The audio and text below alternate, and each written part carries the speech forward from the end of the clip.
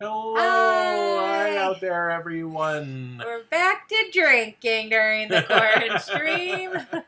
Welcome to the Musical QuaranStream with Glen and Bree, and I am Glen. And I'm Bree. And Bree. And this is a nice rosé. Yes, and this is iced coffee. I wouldn't say we have I drinking. was not prepared for my face to be that big on screen. I don't think we have a drinking problem. I don't think it's a problem.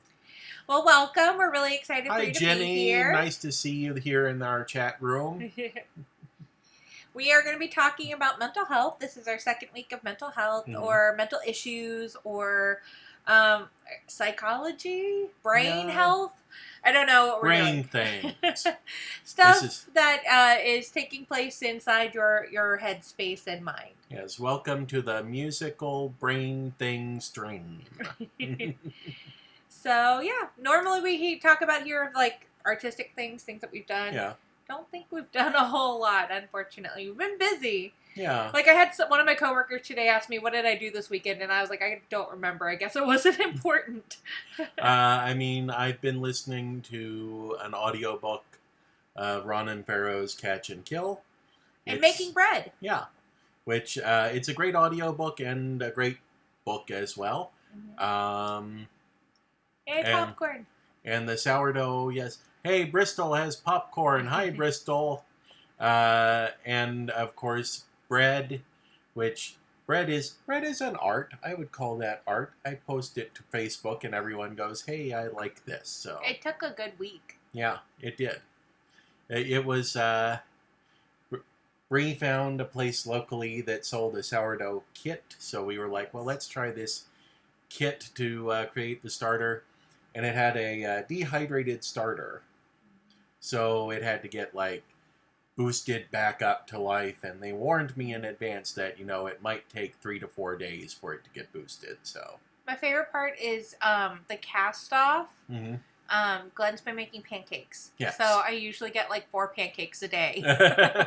Which has been nice. Any day that we don't wind up with bread, we wind up with a batch of pancakes. So yes. And they're, like, nice. Like, they're not really silver dollar. They're a little bit bigger than that. But, like, they're nice little pancakes. I'd say they're nice, like, McDonald's hotcakes size pancakes. So that's kind of been it. I've been picking back up embroidery. So I've been embroidering one of Glen's birthday presents. And you might be like, but Glen, your birthday was in March. And yes, that's true. But COVID shut down the plant where I got his shirt. Yes. And it just arrived, like, last week. So I've been embroidering part of the lettering on that. And that's been nice. So last week I finally received my birthday present of an Elizabeth Warren hoodie. So yes.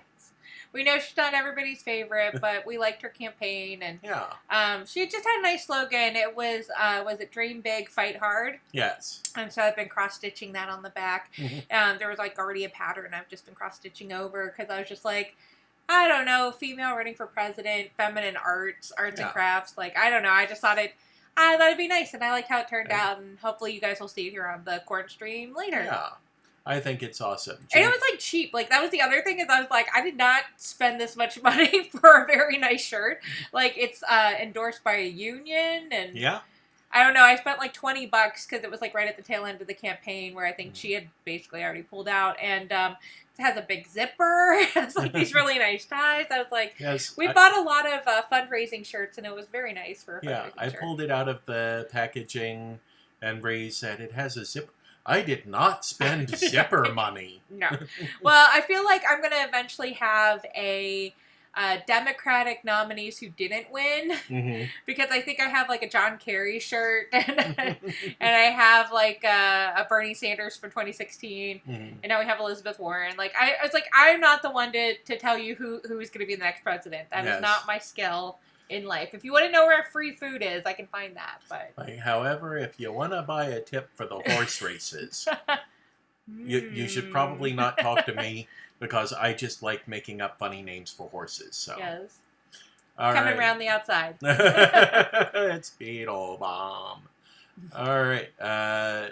Ginny says she loves making peasant bread, which I think that's kind of like what I started out with before we tried the sourdough and everything. That is awesome or like stuff. 3-ingredient bread. Mm-hmm. That's good. Yeah, we actually have our chat on our TV behind the computer. So if you see us looking up, we're looking at the huge chat board, which is kind of fun. Yes. So. And like I said, I was not prepared for my face to be that big on the screen behind our computer. I don't know. I highly recommend it. Yeah. If you have a TV, you should watch this on TV.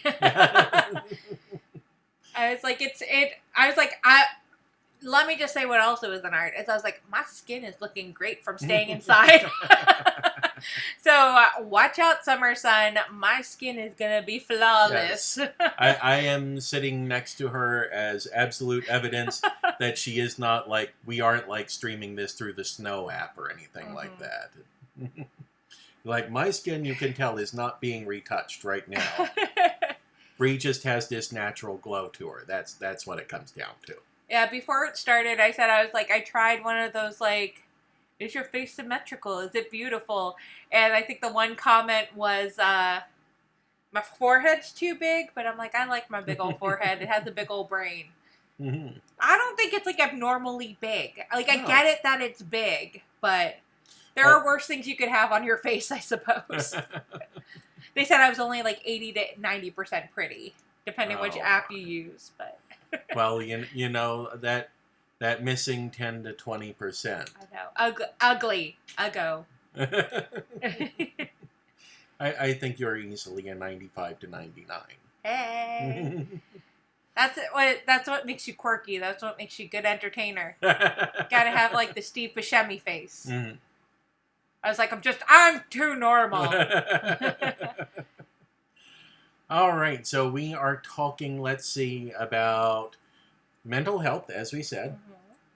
Yep. We thought it was a really good subject to kind of launch into last week because in addition to talking about the arts and everything, we've been talking a little bit on the stream about our own mental health journeys and all.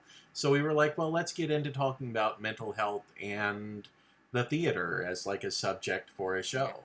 And there's like plenty of really good examples. Like I would say A Strange Loop, which just came out, although not really directly talking about mental health, talks about like self-worth and kind of like issues that I think would be important to bring up in a therapy session.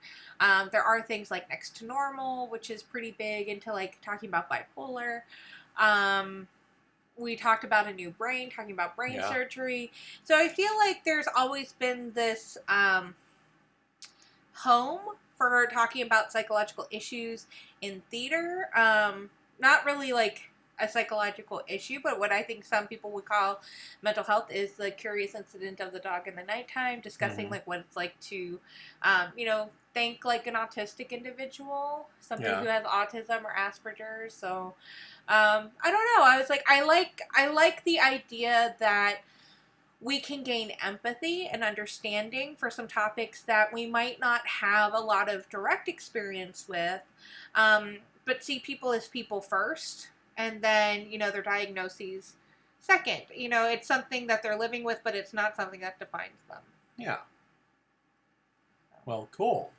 And so far, let's see, we've talked about, we open things with dreams and the history of dream analysis sort of thing. Yep. Then on Saturday, I talked about brain injuries and some of the sort of like surrounding issues of that culturally and all of that. And today we are discussing Schizophrenia. So, it was really funny because Glen asked me, he's like, do you want to be like Schizophrenia with Brie? And I'm like, I feel like I really wanted to keep it as Schizophrenia because, one, I feel like it's not a dirty word or a bad word or something you don't want to be associated with. I think it's something that sounds very, very scary, but, we all have, like, access points. Like, one of the things that I was kind of thinking about when discussing schizophrenia is how many times have somebody said, like, I just had a little voice in the back of my mind telling me, like, oh, you should do this, Yeah. I feel like we have a lot of, like, really common language that allows us to kind of maybe access what a schizophrenia experience would be like. The other thing is, like, kind of having, like, a great imagination, like, being able to really kind of envision and picture things. And I think that while it's certainly something that's been co-opted in some very negative ways. Kind of the same way that I think that people try to eliminate saying, oh man, that person was just crazy, or gosh, she's so bipolar. It's definitely something that I have to like work at myself, despite having, I think, a lot of experience in psychology, because we do have a lot of negative, I don't want to say like it's insults, but negative reference to like, oh, she's so schizo. She's, she's so bipolar. And I really like the idea of trying to kind of educate people and kind of like just say like, yeah, this is the same thing, like they have brown eyes, or they have the flu, or it's like something that's fairly normal. And I think that especially since we're dealing with a pandemic that has unfortunately had a death rate around like anywhere between 1% and 5%, depending on what numbers we're getting. But we're getting any numbers nowadays, unfortunately. And that's kind of what a lot of mental health is as well. A lot of like diseases aren't very prominent, whereas I feel like some more broader diseases that we're much more familiar with have an impact of like 10% of the population. A lot of these might only have like 1% to 3%. And that's really what we're kind of seeing with COVID numbers, unfortunately. And I feel that, it puts it in a different perspective when you think of, oh, there are, 8-9 billion people on this planet, and 1% of them could have something like schizophrenia. I also feel like it's something that, as we talked about last time with like brain injuries, we can't really step outside of our mind or step outside of our brain and check in, oh, is this a normal feeling? A lot of these things are the experiences we have are normal to us. I don't think that we really have kind of this concept that things aren't normal until you kind of start going out in the world and you start being very open about your experiences, and then they realize, oh gosh, well that never happened in my house. And and it could just be something like, I always think of like a fairly generic thing, like if Friday nights are pizza night in your household, and so you go off to college and you tell everybody, hey, we're gonna buy pizza on Friday because it's pizza night, and everybody's like, what? I do tacos on Friday, or oh, we don't do anything, we go out to eat on Friday, so I feel like it's those types of experiences until you kind of start being around people and being open about your own personal experiences from childhood, growing up, and what's been going on with your family. You don't really have much of a experience to kind of relate of what's normal, what's not normal. So I really like thinking about pieces or creating pieces or doing ideas where we talk about things that might seem scary if we think about it, having hallucinations or having voices speak to us, but really finding the places in popular culture and our own lives where that was very normal. Yeah, and there's a thing about schizophrenia as a condition. Oh, I'm sorry to hear that, Jenny.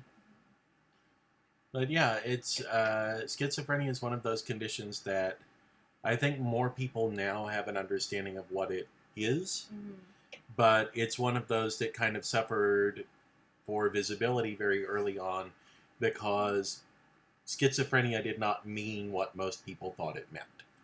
Yep. And I also feel like mental health is not really handled very great in the United States. That's kind of been my major concern when I graduated with my master's in psychology. Like, I really thought I knew what my career was going to be and what I'd go out and do. And there really isn't just a lot of funding towards that type of work. I was essentially told, like, well, when I graduated with my undergraduate degree, they're like, well, go become an orderly in a local psychiatric hospital. And I really wasn't interested in that. I was like, I'm 5 feet tall. Like, that's not really where I see myself going. I think that a lot of people do like that. And I've seen a lot of people become psychiatric nurses, and especially coaching students who are interested in a medicine career and then choose that path. I think it is really a specific path that people want to go down. I was always really interested in creating art or doing research or that type of stuff, and I actually discovered a really great lab that I've been looking into, and I don't know if it's in my near future, mainly because of COVID and moving to Charlottesville and having a job, but it's called the Live Lab. And it's out of McMaster University. They're in basically Toronto, but it's Hamilton, Ontario. It's kind of that same area. And what they do is they focus on all aspects of music, performance, dance, that type of stuff. They look at how music is a tool for language and communication, which I've talked about before is like a really like strong thing like I want to be able to do. But they also kind of talk about like what brainwaves do and, you know, how do people kind of interpret it. So like they'll put EKG caps on everybody, the EEG caps on everybody, and they'll put the EEG caps on the performers, and they kind of see how everybody's like brain waves sync up, and it's really, really neat. And so anyway, I was kind of thinking about that, like we've seen pieces of psychology and neuroscience be translated into these things. A couple years ago, I think it was St. Louis University did something about neuroscience, and it was like a theatrical piece. But I was kind of thinking, like, this is the type of stuff that I think would be really kind of ideal for like a piece of kind of describing, you know, an experience of schizophrenia, because I think one of my favorite things in theater, which nobody likes, but I like it a lot, is audience interaction. I also really like site-specific theater. So I feel like having kind of an experience, whereas, you know, it's not like I don't like traditional theater. Like, I feel like when I say I like all these things, it's just because, like, I like the idea that you can use multiple things to create an experience. And I think it's kind of like when you go to a restaurant, right? They don't just say like, okay, here's food and eat it on the floor. Like, they create ambiance and they train their waiters a certain way, and then they make sure the food is plated a certain way. And so I like applying that type of technique to theater. Like, one of the examples that, you know, is a bit simple, but I think probably was fairly effective, is when people went to go see Waitress the musical, the whole auditorium smelled like pie, like baking pie. And they actually like were baking pie, so that people had that experience of like, I'm coming in to see this diner where this waitress cooks emotions in her pie, and you could smell like apple pie or cherry pie or whatever coming in. So I like creating theater like that, because I feel like it not only gets the point across the way you could in like a television show, or, you know, this way, like through a screen, but you can utilize audience members coming out. You can utilize sound. You can utilize lights. You could be really effective in creating kind of like this ambient exposure. And I think when you're talking with stuff like bipolar or schizophrenia, like, you want to be able to kind of have that feeling where not everything is like big and scary. Everything is like really relatable. And that's what I think theater should do, is it should push these boundaries towards experiences to create empathy and communication and understanding.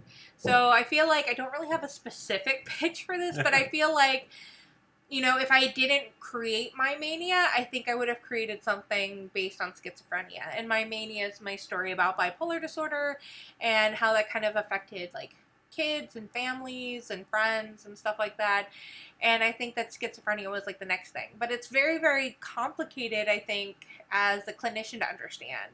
And so that was kind of the choice of like why I did not go in that direction when I was like 19, because I was like, I don't think I had the knowledge or the experience. I think like working in the field now for a while, I maybe could attempt it, but it would still be fairly complicated. And I think that I would still want kind of a buttload of resources in order to do it the way I'd want to do it. So I really like the idea of using a place like the Live Lab, where it is essentially a theater that is set up as a laboratory, because it allows everybody to kind of have like this universal experience, and then to kind of also measure that experience. There's also another great lab that's really similar at University of Southern California, which is another place I was looking at where I'm like, I'd love to go there, but I don't know about COVID and working and living here. So I feel like these are all kind of like 5-year plans, and I think this is why I kind of have been thinking about stuff like this, is because I don't think it's a today or tomorrow thing, but I definitely could see myself in, you know, 2, 3, 4, 5 years saying, well, I think this is going to be like my doctoral thesis about music and theater and skills of communication and empathy. And well, there you go. So there. I wish I had a better story. Like, I feel like I'm always really inspired by talking with other people. I really liked going back to work because I like talking with my patients a lot. Like today I was very, very tired. It was hot.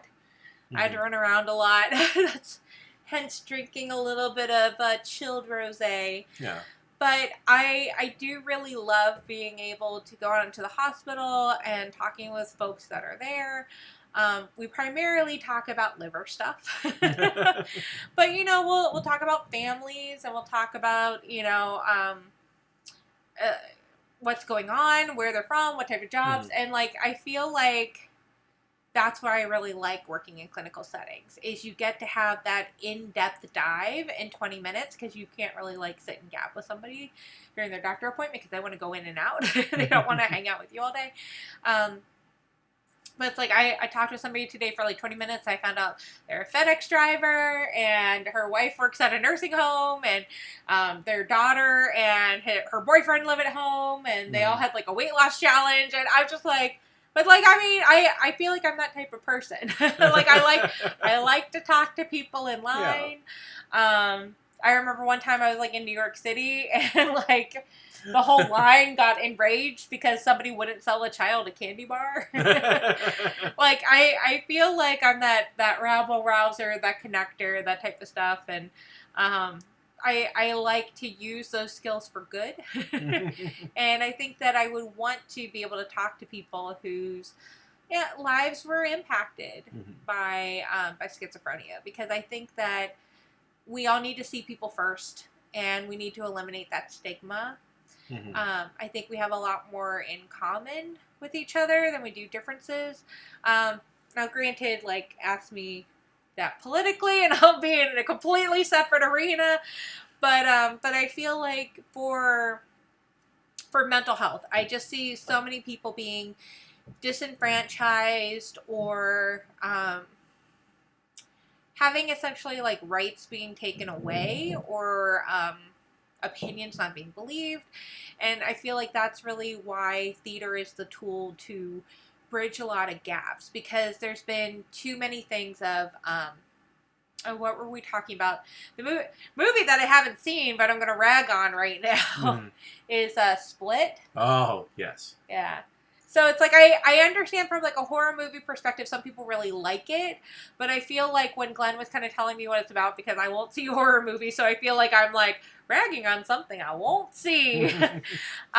It just is, it fuels that fear. It fuels that stigma. And I feel like I almost wish that if they want to tell that story, like, call it something else. Don't be like, and then that's what that schizophrenic person did. And I feel like it's also that type of, like, language as well. It's really easy for us to be like, like, I don't know. I was like, I feel like I wouldn't say I'm a high blood pressure person. I mean, that's technically true. Like, I'm taking medicine to lower my blood pressure, but, like, I don't think anybody else takes any other medical or clinical experience and, like, pops it in front the way that they do of, like, oh, that's a schizophrenic person. You know, you want to try to always think of, like, that is an individual or a person who happens to have schizophrenia. Yeah. And I feel like that's always complicated to kind of change that language as well. And I know, like, I struggle with that, and we're not all going to be perfect with it, but, I think that we try to change the language in a way that helps kind of create the world that we want to be in. And I think that that's where we kind of say, like, language has a lot of power. Well, it's and it is it's similar to what I was talking about with the Head Injuries musical, when you talk about Split. You can go good or bad too far in either direction. That you can go in a direction of, oh, this is an interesting condition. It makes you a genius. It makes you this, that, or the other. It's phenomenal, this sort of thing, which is not fair to people who have the condition, because, autism is one that gets that a lot, where people code a character as autistic who's supposed to be brilliant and amazing, and that leaves behind a lot of people who genuinely have, like, difficulty dealing with life because of their autism. And it makes people think of autism as sort of like this wonder condition. Yeah, I think like some good examples that we've been seeing, actually, aside from theater, is comedians. Yeah. And I think especially like female comedians have been doing a really good job. Like I think of like Maria Bamford, who I really love, and she's very open about her experience, and Hannah Gatsby, who talks about being high functioning autistic. Yeah. So I feel like that's the other place where it's like when you let people tell their own stories in their own words and kind of explain like, well, here was what I was thinking, and here's why it was logical. And, you know, I think we've all had like those moments where we can relate to like, oh gosh, yeah, I can see myself doing that, even though like I might not have that direct experience. Like it's very, very relatable. And I think that that's kind of been like the best thing about people trying to destigmatize mental health, is that people are open and willing to talk about it, because I think the more you can normalize it and the more you can find individuals who you really respect and admire, who are very open about it, I think is really helpful. But the problem with something like Split is, for starters, Split is one of those shows that kind of blurs the line between schizophrenia and multiple personality. And after doing that, it essentially repeats misinformation about multiple personality disorder. It does that very common trope of like, oh, you wind up with completely different physical things, like one personality can have a disease that the other personalities don't have, which is not true. It's multiple personality is not a magical condition that causes you to change into a completely different person. Yeah. It's you described it once, I thought, very well, as it's basically like your imaginary friend becomes someone in your brain who can take over.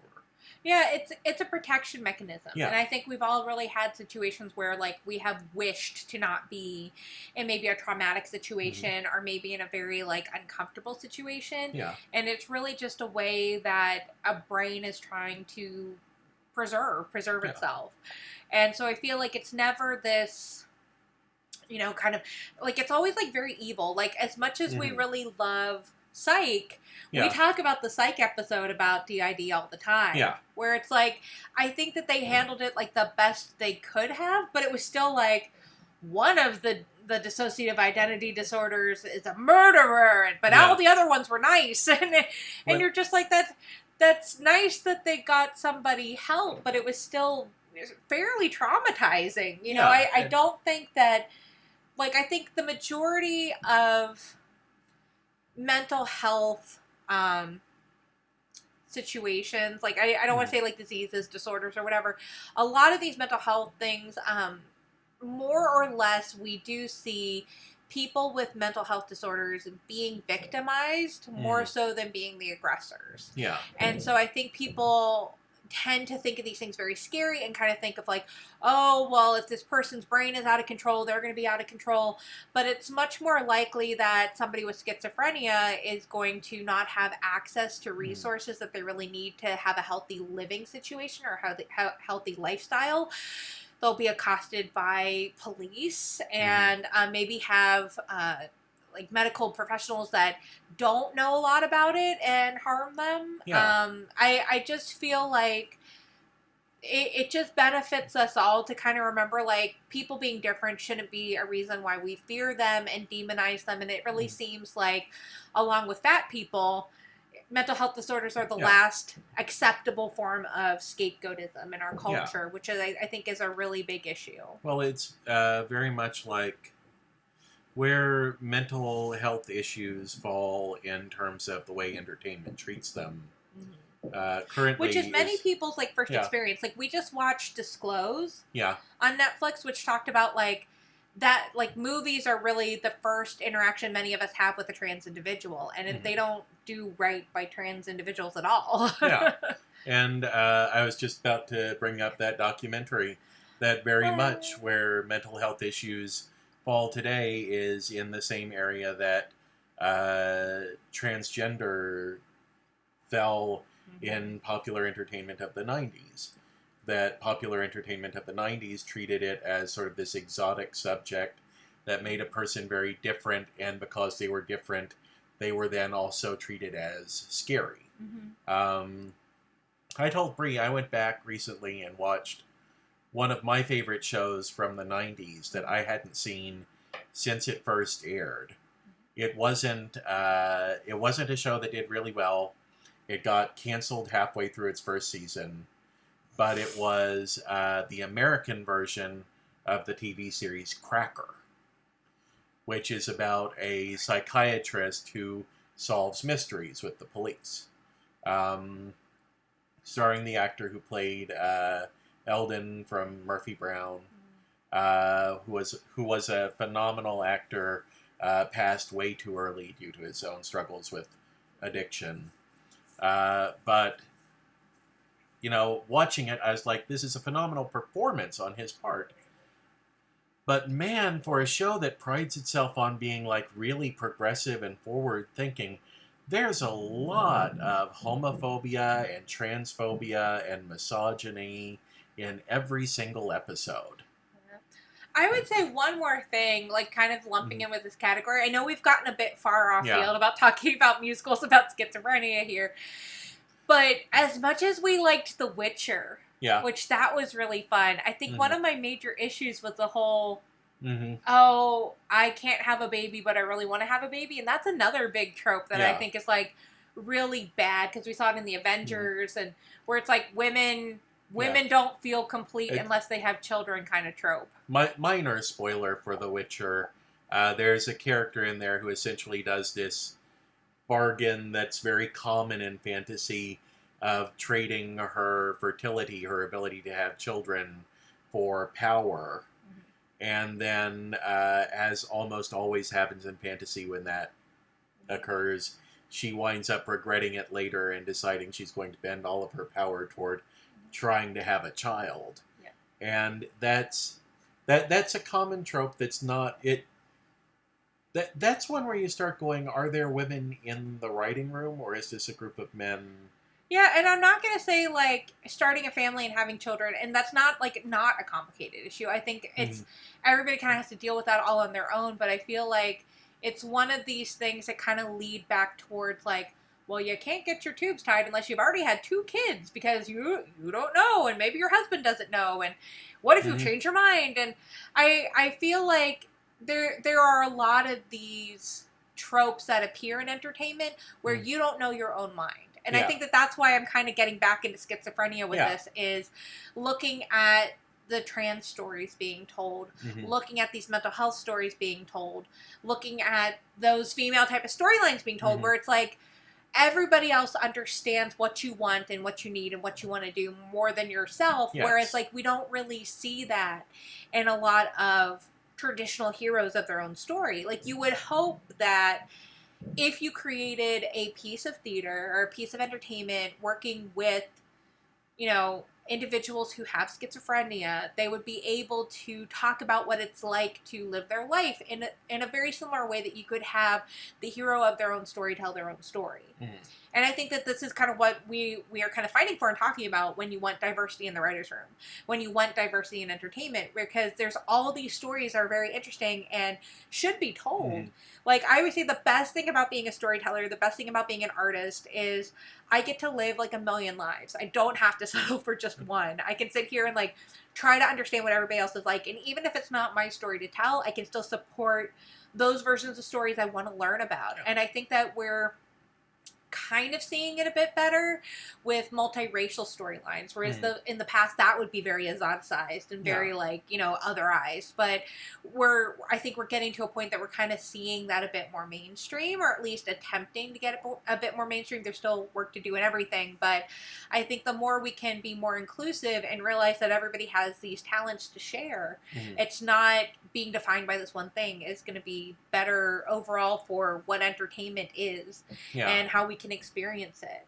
Yeah, and it's a thing that I think there's value in what you're discussing with the idea of the Schizophrenia musical, which is along the lines of what I just talked about with the Brain Injuries musical, of writing the show that is about I am trying to understand.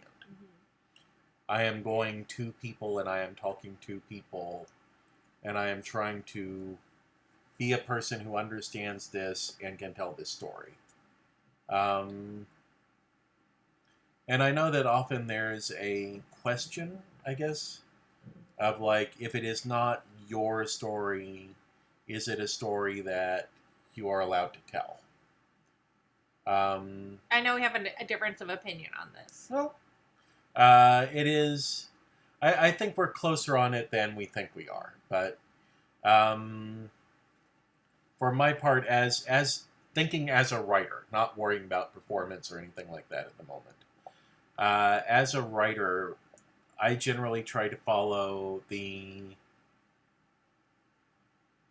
motto that if it is not my story,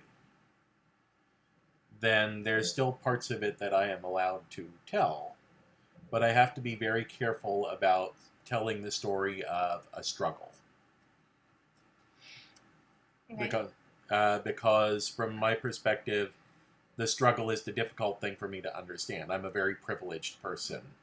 So for me, I would be looking at, I can have a trans character in a show that I'm writing. I can have a character who deals with schizophrenia and things like that. But the moment I make my show about this trans person has difficulty with transphobia in society, or I make this show about this person with schizophrenia is dealing with social stigma towards schizophrenia, then it becomes a story where I really should have gone to somebody who genuinely has this story and at least said, can we work together on this? Yeah, I feel like maybe we are kind of close on this because I feel like overall, I think if you have a talented actor who is trans or dealing with schizophrenia or dealing with brain injury or whatever, they should be able to tell their own story. Yeah. And I think that they should have priority. I don't think I should be sitting there saying like, well, I just want to understand what it's like to be trans or have schizophrenia. So this is kind of like a vacation playing somebody else. I think there's enough talented people out there that they can have agency. Yeah. I do think that, like, from a privilege perspective, if you have any sort of power or expertise or talent, I think that you can lend that towards supporting somebody else. So like you said, if you're a writer, you can certainly say like, look, I'm a good writer and I have a bit of pool. And so if this is a story I want to tell, I can maybe like write bits of it. But at the same time, like I'm going to rely heavily on your experience and what you tell me is your experience, because that's at least better than guessing. Yeah. Like you can't sit there and poll 100 billion people about what their unified experience is, because it's not that. And I think also the other thing is like you could talk about the challenges, but you also need to talk about like, hey, there's some joyful things here too. Yeah. You know, not every day is people, you know, living through challenges. And while many people's lives are very hard and challenging, I think that people are just kind of getting really annoyed with like, you know, where is there a joyful trans storyline? Yeah. Why is it always like, and then they died because bigots killed them? Don't you feel bad? Yeah. You know, where that's true and that happens, but just to normalize, just like this can be a life as well. Just the same way like women get murdered and men get murdered, and like really fairly generic white guys who are, you know, kind of controlling the whole culture get murdered. But they're also allowed to have romantic comedies, and they're also allowed to have action stars. And so, I mean, like, you want to just be able to make sure that you're encompassing human experience, not just saying, ooh, here's this other thing. Ooh, it's exotic. Which it's interesting to me. One of the things I saw recently, and I don't know how common it is. I don't know if it's one production company or if it's a thing that happens across the board or what. But someone pointed out recently that the Hallmark movies, which we're big fans of Hallmark movies. I love the Christmas time. Especially the Christmas movies. I can't help it. It's just like, I was told that people who have a bit of like anxiety really just like comforting things, like, you know how they're going to turn out. And so murder mysteries and Christmas movies. Yeah. Oh boy, Hallmark, do you hit a little like checkbox for me in December? Yes. And the thing they pointed out was they said there are an awful lot of these movies that have come out recently where you can watch the movie And then you find the same exact movie, same exact script, different title, released by like this little production company that produced it. And when you watch it, one of the characters has been replaced with a different actor. Because in this version of the film, like when she goes home to her family and everything, her father's second spouse is a man. You know, he remarried and it's a gay marriage. And Hallmark apparently was like, oh, we'll give you the money to produce your movie, but can you produce a version where the father is straight? And that's the one, because we sell to a lot of conservative audiences. Yeah. And...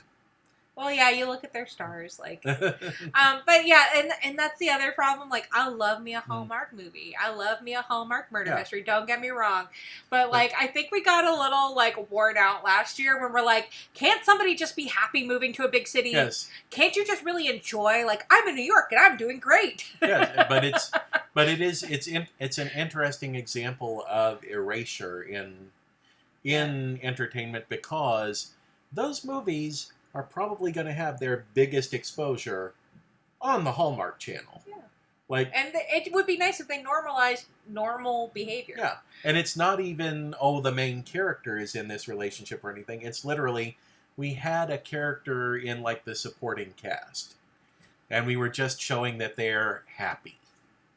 And that can't be done, apparently, because it offends too many potential viewers of the Hallmark Channel. Well, I feel very bad about this whole situation, but I was talking with one of my coworkers who their spouse runs a restaurant, and they're saying that they were even too scared to put up Black Lives Matter signs or, you know, certain signs about mask wearing, because so many people are so aggressive. Yeah. And she said, well, we actually put up the mask wearing sign because they had an exposure of COVID, so they want to keep everybody safe. And somebody said, I guess they wrote a review. They took the time to like log on, write a review that said something like, somebody walked in without a mask and the hostess asked them to wear a mask, and I can't believe they let them walk in without a mask. And they're like, well, we posted signs, like what? So I feel like there is this really horrible situation kind of going on where people, like, I mean, I can't imagine creating an account and logging on just to like bash somebody in that way. Like, I'll be honest, I had a really bad experience with the restaurant, and I just basically told them. I did not post it on Yelp because I was like, other people might have a great experience, maybe they had a bad day, but like I'm not going back. And so I feel like, because all these like places are private property and everything, and you would hope that everybody would feel safe and say, I believe in human rights. Yeah. You know, I want to support that. But with as bad as like the restaurant industry is doing and how every dollar matters, like, it just really is disappointing that people have to feel like I can't be strong on something that seems so freaking obvious. Yeah. Like, human beings are human beings, because they just need every dollar to make sure they survive COVID. And so I was kind of explaining, I was like, I just wish that we could get to a point where we can be disappointed in places and choose not to patronize them without like going gung-ho and like throwing the baby out with the bathwater. Because I was like, I feel like if I saw a place, now this has not been very common where we are, so like I'm creating a hypothetical place, but I'm sure there are places like this in Florida. You don't have to wear a mask. We don't believe in mask wearing. We don't care what the governor says. Don't wear a mask when you come in here. That's a private establishment. If they want to do that, that's fine, but I'm not going in there. No. I'm not going to patronize that place. And if I saw somebody that says, you must wear a mask, we believe in wearing masks, great, I believe in those values, I'm going to shop there. Yeah. But I feel like people feel like they have to police the other side so much that it just kind of breaks my heart that like people can't say obvious things on the right side of justice because they're like, I have to feed my kids. Yeah. And that's a very difficult thing. I'm hearing a lot of that in Ronan Farrow's book, that he keeps running into people who basically are like, yeah, I know that this is going on. I can't do anything about it because that person controls my career, sort of thing. But... and I think we'd all like to say, we would be the people that would like rally and fight against that. I think like that's how most of us envision ourselves, as especially kids of the 80s, where we're like, yeah, fight the power, fight the system. Yeah. But I mean, I feel like the older I get, the more I'm like, I can't blame a parent for wanting to keep a roof over their family's head or food in their kid's mouth. And things are fairly complicated. And I think that's why Hannah Arendt wrote about the banality of evil, is sometimes people just let things happen to some extent because it doesn't really affect them, but also because it greatly affects them. Yeah. And they need to kind of be in a more general, neutral, populist type of thing just so they can get anybody's money to stay alive. And I'll just say really quick, and then I'll push us back in the direction we're supposed to be going. Where Bree was like, oh, I know we have a difference of opinion about this and everything. What that came about with was, I think it was last week, Halle Berry got a lot of heat online because in an interview she talked about she was being offered a role as a trans man, as a woman who transitioned to, assigned female at birth, transitioned to male. And she talked about how exciting that role was for her to consider, and there were lots of issues with the way she talked about the role. But of course, the big issue is it's another example of a cisgendered woman being invited to play and tell a trans story, and it took like a day, 2 days maybe, before she was on social media saying, no, I've turned down the role. Trans stories should be told by trans actors. It's not my story to tell. And I made a comment which I acknowledge was a stupid comment. Because Bree had absolutely the right point of view on it. But I made a comment in trying to work it all out in my head of like, I said, well, part of the problem is there's so little representation on screen that a cisgendered actor taking a trans role takes work away from a trans actor. And I said, if there was more opportunity for trans actors, maybe it wouldn't be so bad for a cis actor to take a trans role. That's not the thing, though. That's not, the issue is not the amount of representation. The issue is the telling of the story, and looking at something like gender identity and being like, well, no, you shouldn't be, just like you would not put a white actor in blackface to play a black role. You should not put a cis actor. A thin actor in a fat suit to play a fat role. Jim Carrey. Because that was the thing that always bothered me in the late 90s, early 2000s. And I'm like, I'm right here. I'm a good actress. And yet they're putting like Gwyneth Paltrow and Tyra Banks and everybody in like fat suits to be like, ha ha ha. And kind of the same thing. It's like, I live a pretty good life. I'm a smart person. I have friends. I'm not miserable. And if you wanted to show actresses, if you wanted to show a skinny person becoming fat, or someone thinks they're skinny but they're fat, if you wanted to do any of those things, as a white cisgendered male, I have seen the casting calls for things like The Green Mile and Saving Private Ryan, where they are not like, hey, let's put Matt Damon in old age makeup. Let's put Tom Hanks in old age makeup. No, they go, we're looking for an old actor. We're looking for an elderly actor in their 70s or 80s who looks like they could potentially have been Tom Hanks or Matt Damon when they were younger. Well, I just feel like you said, I think representation is important, and I think telling your own story is important, and I think having a breadth of experience is important. Yes. It's like, I can't tell you how sick I am of, gosh, all my problems would just be solved if I was thin. And then they are. I mean, like, I feel like movies are trying, but they're still like, I mean, I'll just be honest, I couldn't get into Shrill just because she was still so acceptable with dating shitty people. Like, I'm just like, look, I have been fat a long time, but I am not going to date a shitty person. I know I'm hot shit. Like, I know I'm a good person. Like, whether I think I look my best or not doesn't really relate to my own self-worth. And for her to have, like, that whole first season, like, I couldn't even watch season 2 with, like, oh yes, you have to sneak in the back because somebody can't know I'm like seeing a fat girl and we're not really dating. We're just like sleeping together. And I'm like, no girl, no. Nope. And I like tuned out real fast because I was like, I just want to have people having normal experiences. Like that's it. Like I feel like it's so easy, you know, as somebody who is just the littlest bit othered. I can see myself as a white man who's leading a story. I can see myself as a thin woman who's leading a story. Like, it is not that hard of my imagination. Like, I work in theater. I can suspend the hell out of my disbelief. But, like, wouldn't it also be cool to let other people be just as lead worthy and not have to be like, well, I don't know. Will white men see themselves as a fat lady? Yeah.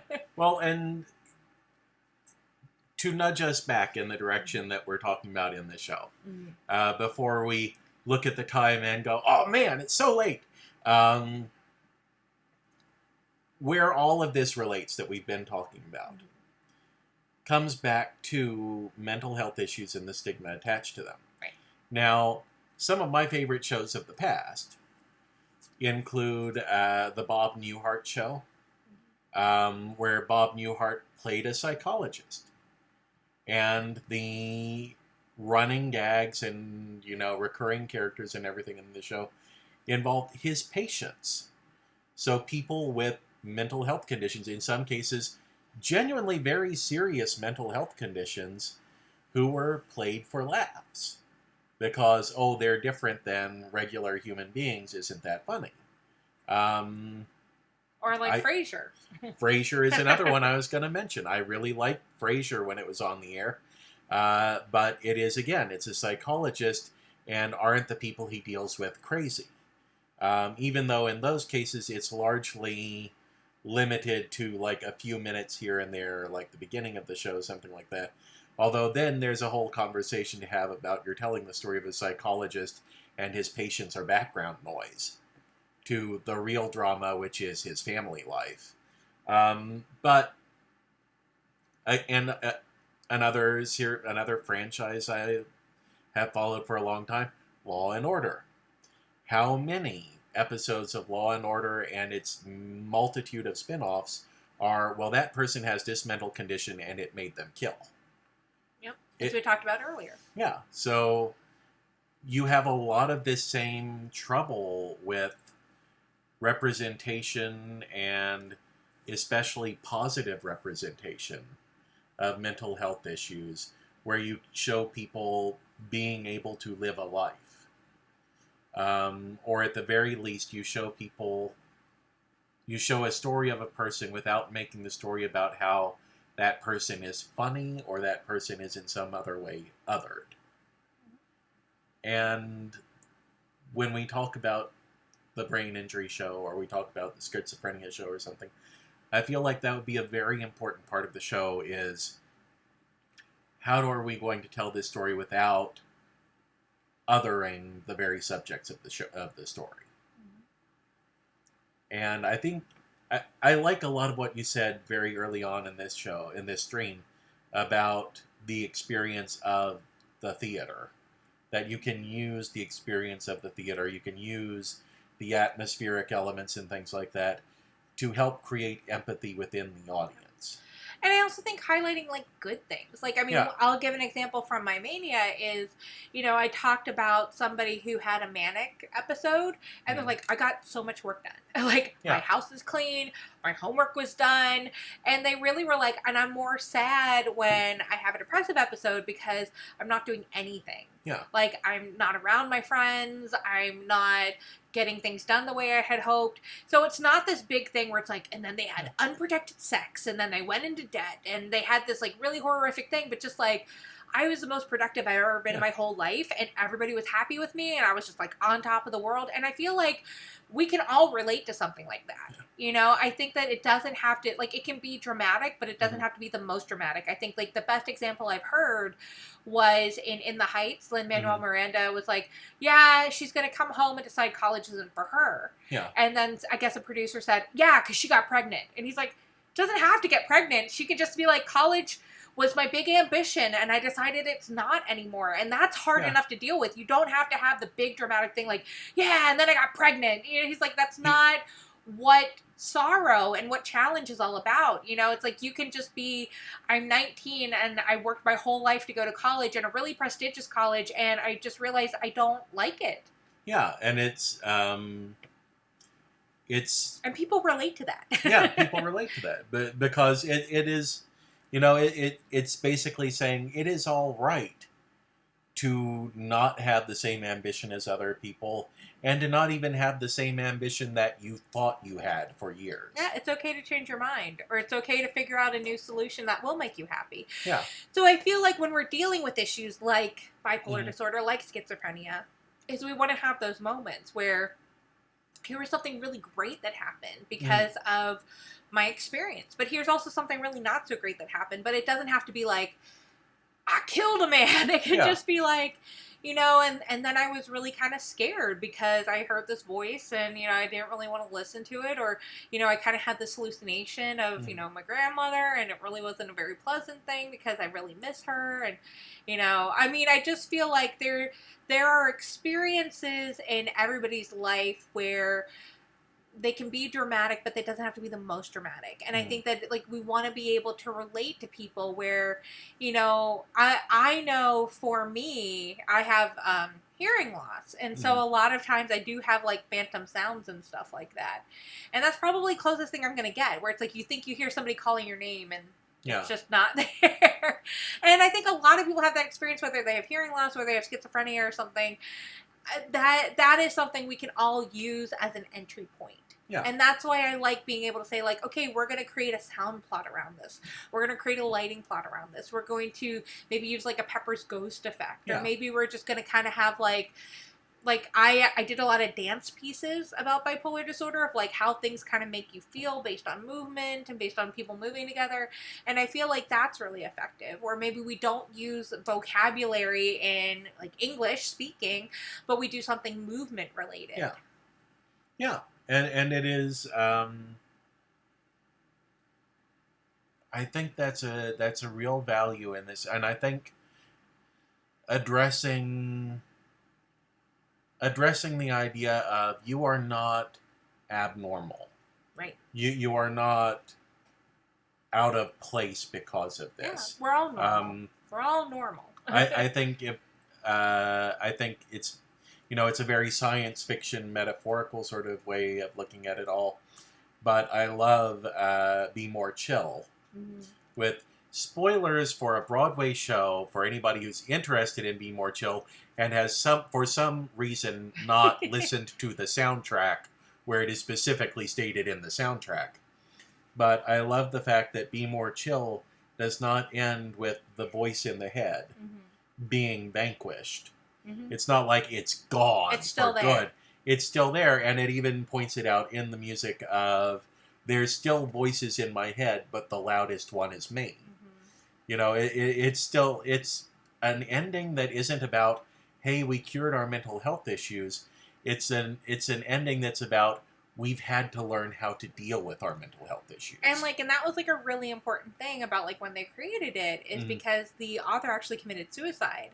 And many kids who were really into Be More Chill talked about, like, how important it was for them to feel like they didn't have to commit suicide because the story turned out okay and the story was being told. But I love Be More Chill. Like, don't even get me started. Like, as much as I like to sit here and be like, another white man writing a Broadway musical, I'll be honest, I like Lin-Manuel Miranda, I like, you know, Rob Rugnicki, I like Joe Iconis, I like Pasek and Paul, I like all of them, but I just want my voice to be at the table. Yes. So I'm a little biased of, like, I think I could do it, but there's a lot of white guys. You've got to have, here's the thing, you've got to have respect for people who are good at what they do. Yes. And you can still like it, you can still enjoy it. And Lin-Manuel Miranda, Joe Iconis, these guys, everybody's really talented. These guys are genuinely, like, talented and geniuses and everything like that.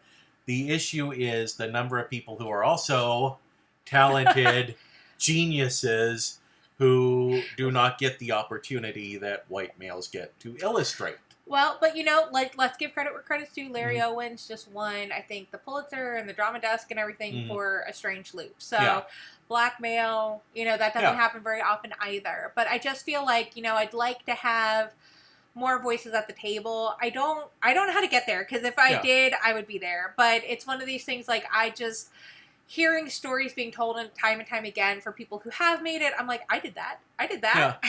I applied for that. And you just kind of see how there's still a lot of work to be done, and it makes me feel a little sad that this work isn't being done, so that this is like 2020, the year of, people doing.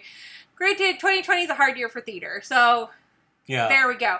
But overall, it's like, I don't like it when many achievements, the first person who blah blah blah is happening in 2020. You would have hoped it would have happened before then, but we'll take what we can get. I follow an Indian American economist on Twitter who appeared recently on a cable news show where he was talking about representation and the difficulty that POC and LGBTQ have at getting representation in major corporations and the media and things like that. And he had someone pop up in his Twitter mentions and be like, or maybe you could just work hard and achieve something instead of just asking for it to be handed to you. Have you ever considered that? And he was like, HarperCollins is publishing my 5th book. What are you talking about? He's like, I have worked hard and achieved. I'm saying I had to do it in addition to getting over all of this other stuff. Yeah, it's privilege. Yes. So, on that note, I know that we didn't talk about a very specific piece. Hi, Lola. Lola's scratching my leg. She said, it's time this is over. Yes. We know we didn't talk about a very specific piece of how to create a piece of theater that would deal with schizophrenia. I feel like I have a lot of good ideas. So if you want to check out our bookshop and buy My Mania to see what I did with bipolar disorder, I would highly, highly recommend that. And I could do the same for almost anything else. And I would love to do the same for that. I hope this is something I get to create in the near future. I would love to work with families and friends and people who have been diagnosed with schizophrenia in order to create a piece of theater that is going to be same but different than My Mania. If you'd like to see a copy of My Mania, I will have to find it.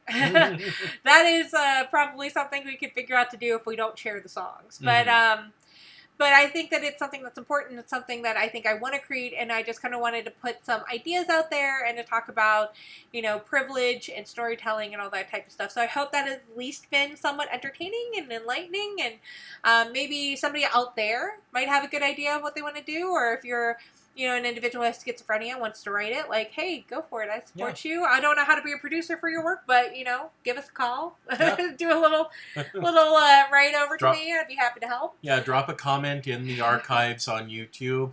We do actually see whenever comments show up on our archived episodes. Here. You want to be in the show? Hey, and Lola is our producer, is just off camera. She's right here. Yes. Come here. She's come over here. She's popping in to let us know that we are way past our time slot. The network but we love you. Yes, the network has already cut to 60 minutes. But we love you guys. Thank you so much for joining us. It's always a pleasure to see you when you pop into the chat. Jenny, we're happy you could make it today. And let's see, on Saturday we're going to be wrapping up our mental health pitches. I am going to be discussing my pitch for a musical about depression and anxiety. So that'll be a really fun one for us to discuss. But until that time, make sure you join us on Saturday for that. Until that time, wear your mask, stay 6 feet apart, stay home as much as you can, take care of yourselves. Because the 3 of us are not there to take care of you, okay? Yeah. All right. And also, Lola is a cat. She wouldn't do that much to take care of you. She has fluff and purrs. It's not personal. She only weighs 5 pounds. Bye, guys.